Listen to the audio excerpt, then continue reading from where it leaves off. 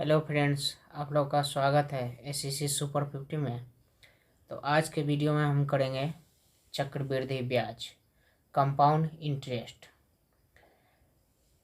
मूलधन पी से डिनोट करते हैं मूलधन को, दर आर से डिनोट करते हैं और समय एन वर्ष। चक्रवृद्धि ब्याज बराबर होता है चक्रवृद्धि मिश्र धन माइनस मूलधन। चक्रवृद्धि ब्याज जो हम निकालते हैं चक्रवृद्धि मिश्रण में से मूलधन को घटाते हैं तो चक्रवृद्धि ब्याज मिलता है। यदि ब्याज वार्षिक देय हो तो मिश्रधन बराबर हो जाता है P/1 + R/100 n। P जो होता है मूलधन और मिश्रधन जिसे अमाउंट बोलते हैं, R दर है और n जो होता है समय और बटे 100। ये फॉर्मूला होता है मिश्रधन का। चक्रवृद्धि ब्याज जो निकालते हैं तो इसका फॉर्मूला हो जाता है P/1 + R/100 के पावर n।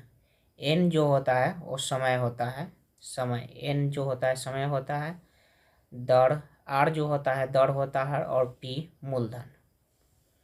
तो ये वार्षिक, जब यदि चक्रवृद्धि ब्याज कहेगा वार्षिक दर तो इसका फॉर्मूला ये हो जाता है चक्रवृद्धि ब्याज। और चक्रवृद्धि मिश्रधन ये फार्मूला लगाते हैं P/1 + R/100 के पावर n।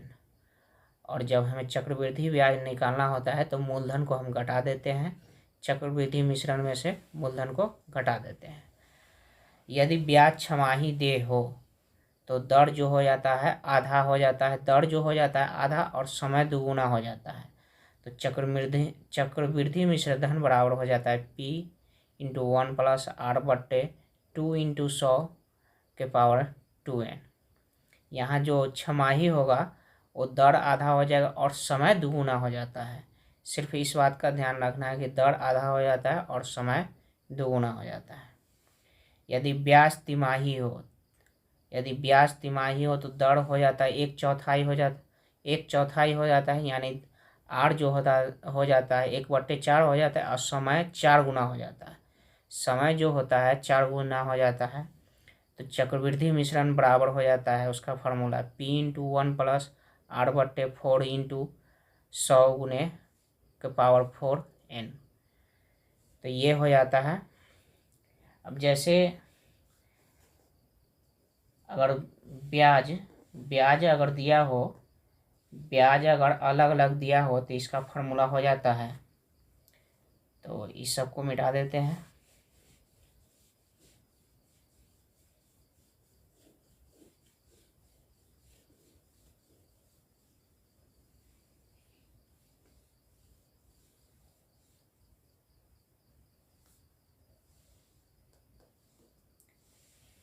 यदि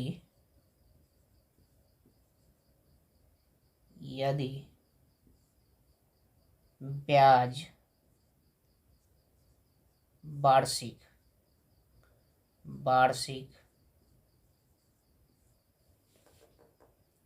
हो तथा ब्याज की जो दर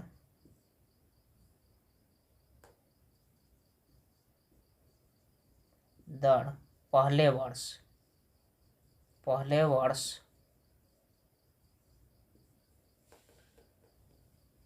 R1% तथा दूसरे वर्ष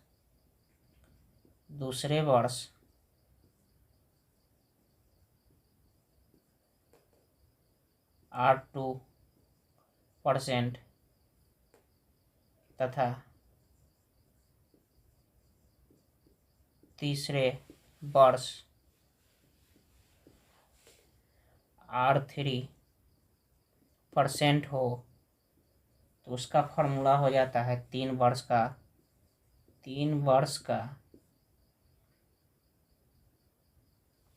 वर्ष का चक्रवृद्धि मिश्रण हो जाता है। चक्रवृद्धि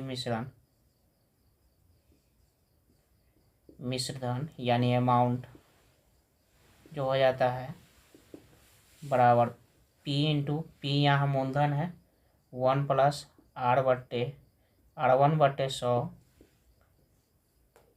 इंटू 1 + R2/100 इंटू 1 + R3/100 ये होता है।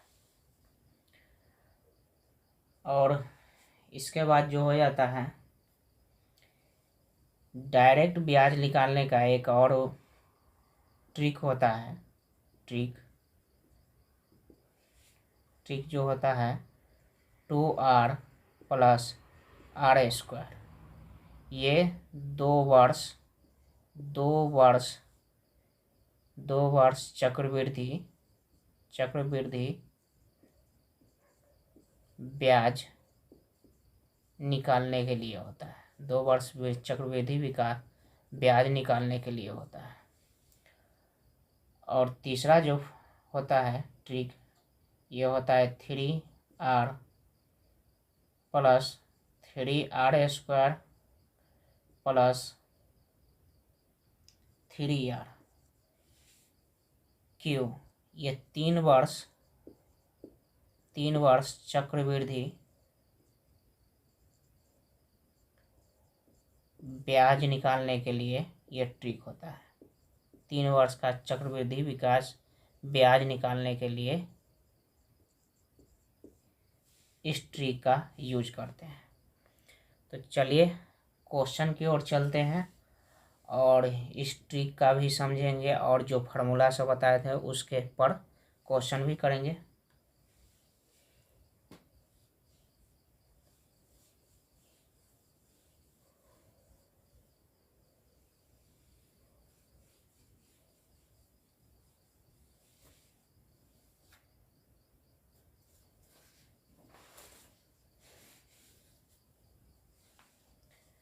मान लेते हैं P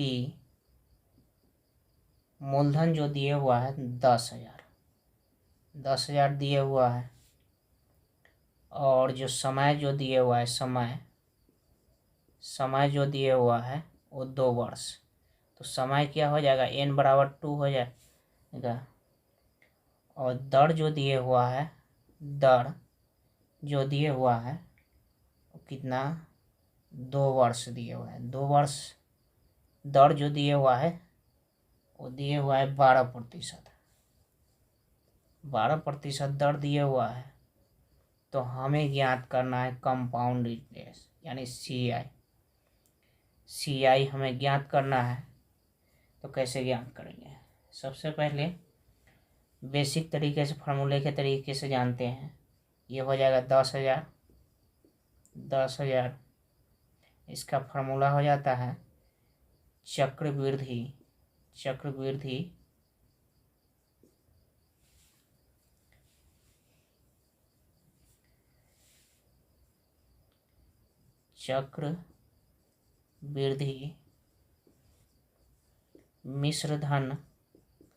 मिश्र धन बराबर हो जाता है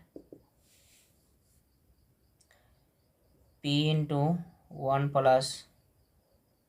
R/100 और इसका पावर n होता है। तो यहाँ P के जगह पर 10,000 रखेंगे।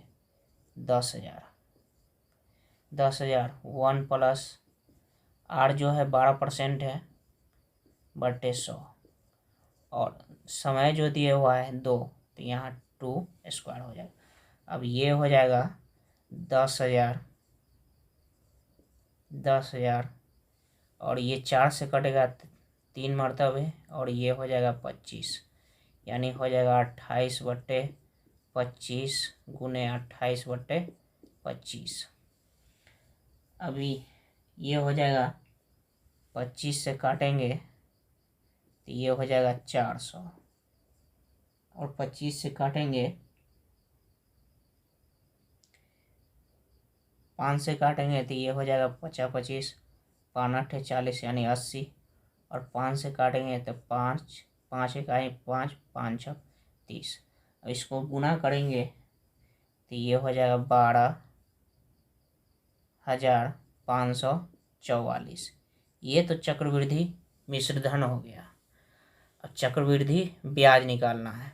तो ब्याज निकालने के लिए क्या करेंगे, ब्याज निकालने के लिए चक्रवृद्धि मिश्र धन में से चक्रवृद्धि यहाँ 12,000 में से 12,544 में से 10,000 घटा देंगे। 10,000 घटा देंगे तो हमारा जो निकल जाएगा 2,544, ये हमारा क्या कंपाउंड इंटरेस्ट यानी चक्रवृद्धि ब्याज निकल जाएगा। ये चक्रवृद्धि ब्याज निकल जाएगा। अब उस फार्मूले की सहायता से कैसे करेंगे, तो ये होता है 2r प्लस r²। इसके सहायता से हम कैसे निकालेंगे, इसकी सहायता से तो 2r तो यहाँ r कितना है 12%, तो ये हो जाएगा 12 दूना 24, और यहाँ दशमलव देंगे, दशमलव, और यहाँ 12 रखेंगे तो 12 का स्क्वायर 144 होता है। 144 होता है तो यहाँ सिर्फ 2 अंक ही रहेगा, तो 1 अंक इधर जोड़ देंगे तो ये हो जाएगा 25.44। यानी ये प्रतिशत जो हो गया, ये प्रतिशत जो है वो कंपाउंड इंटरेस्ट है प्रतिशत के रूप में। तो अब ये इसको हम बदल लेंगे क्या चीज़ के रूप में, ये अमाउंट के रूप में। तो सबसे पहले हो जाएगा रुपये के रूप में, तो 10,000 का हम 25.44% 44% का हम 25.44% 10,000 में से निकाल लेंगे तो हमारा कंपाउंड इंटरेस्ट निकल जाएगा। तो इस दशमलव को हटाने के लिए 2 जीरो और बैठा लेते हैं तो ये हो जाएगा, इससे ये 4 कट जाएगा तो कितना हो जाएगा 2,544। तो इस ट्रिक के सहायता से भी हम चक्रवृद्धि ब्याज निकाल सकते हैं, और ये बेसिक तरीका है, इससे हम चक्रवृद्धि ब्याज निकाल सकते हैं। तो चक्रवृद्धि ब्याज निकालने के लिए हमें चक्रवृद्धि मिश्रधन में से P यानी हमें मूलधन घटाना होता है। तो हम यहाँ मूलधन 10,000 घटा लिए, चक्रवृद्धि मिश्रण इतना हो गया, और 10,000 हम मूलधन घटा लिए हैं।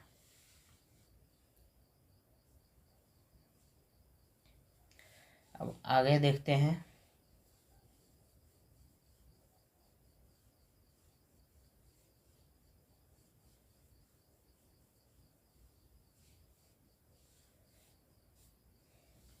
यदि मूलधन 10,000 दिया हो और समय यहाँ बढ़ा देते हैं, यानी 3 वर्ष दिया हो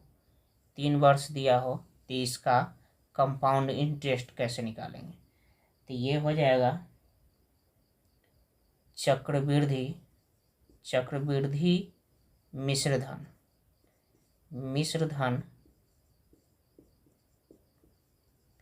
मिश्रधन बराबर हो जाएगा 1 प्लस r/100। ये वार्षिक देय है तो ये हो जाएगा n, यहाँ इंटू में p हो जाएगा p। अब ये 10,000 और ये हो जाएगा 1, r जो है 12% है बटे 100, और यहाँ समय जो हो जाएगा q हो जाएगा। अब इसका निकालेंगे तो ये हो जाएगा 10,000 गुने 4 से काटेंगे, 4 दिया 12, ये 25, ये हो जाएगा 28/25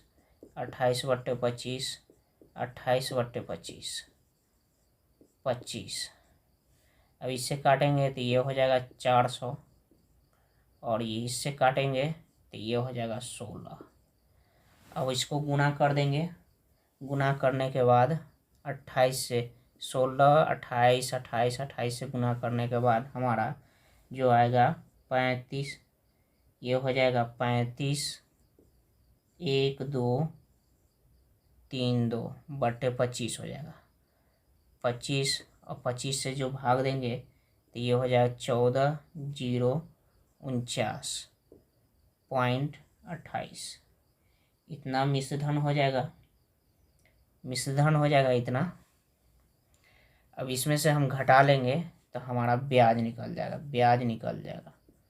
तो ब्याज बराबर कितना हो जाएगा, 10,000 घटाएंगे 14,049.28 घटाएंगे तो ये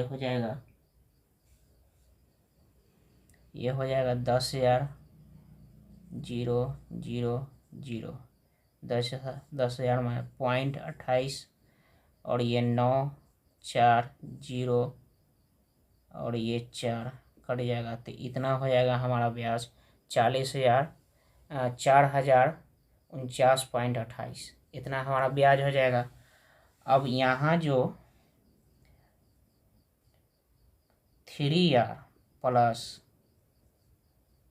r² प्लस r³ पर हम कैसे ट्रिक की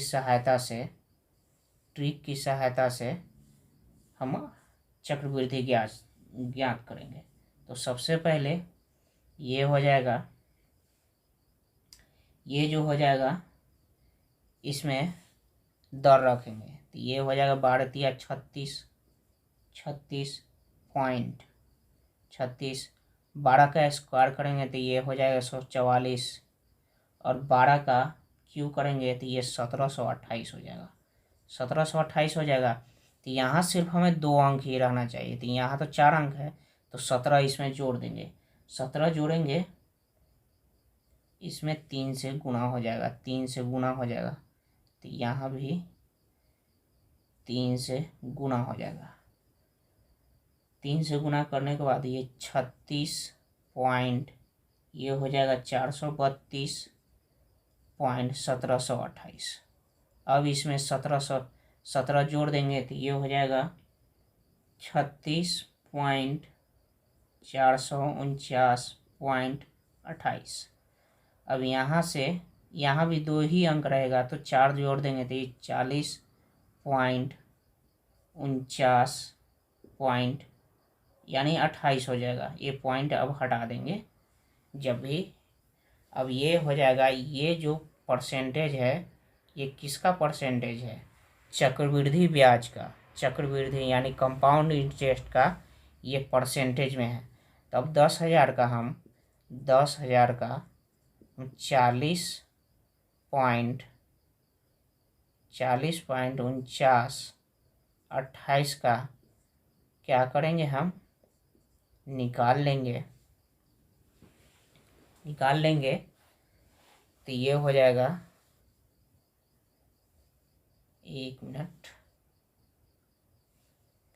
40.49 या 2 अंक उसके बाद छोड़ देंगे तो कोई फर्क नहीं पड़ता है। अब यहाँ 0 हम बैठा देंगे 2 तो ये पॉइंट हट जाएगा।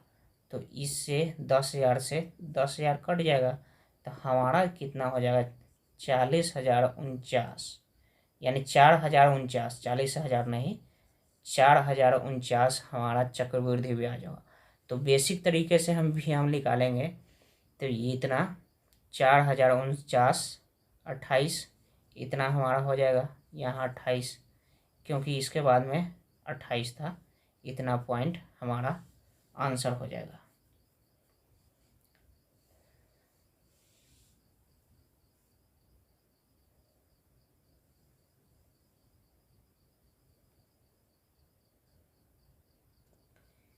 ये जो होता है ये बेसिक तरीके से अमाउंट दिए हुआ था, समय 3 वर्ष दिए हुआ था, दर 12% दिया हुआ था।